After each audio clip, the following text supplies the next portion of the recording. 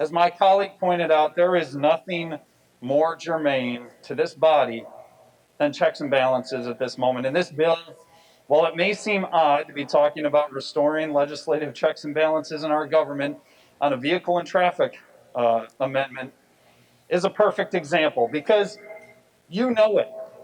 To my colleagues across the aisle, it is your name, because of the letter after your name, that sits on all of these bills that come back with chapter amendments that the executive feeds you consistently. That's a little jab at the legislature.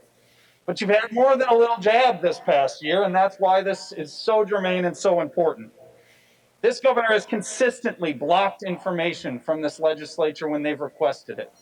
Not just my office stonewalling, not answering any correspondence, ignoring our questions, or telling us they're going to circle back on their control room calls, but even internally within your conference, questions, reasonable checks and balances on the governor.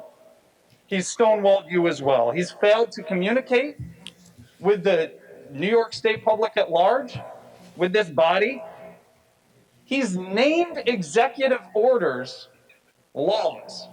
That should have been trigger number one to everyone in this room that we have a problem with the governor who's running out of control. Mr. Lawler, please stay on the bill in chief, please, and the germaneness of this amendment. No problem, Mr. I'm Speaker. sorry, Mr.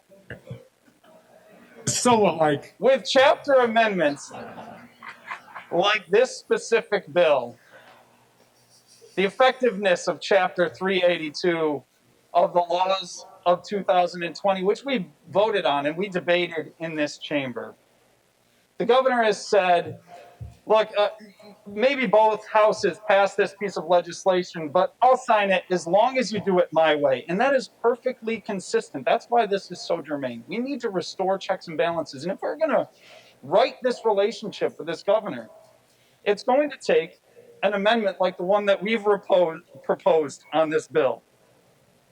The governor's ignored science. He issued a manifesto in the middle of this crisis and is still pretending that we are in a state of an emergency.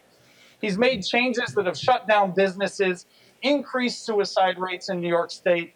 And if people haven't left the state or died, they're here looking at us today to take up an amendment like this, pass this, and restore legislative checks and balances to our government. Mr. Speaker, I vote yes on this amendment, and I urge all of my colleagues, Democrat, Republican, anyone who likes checks and balances, to do the same. Thank you.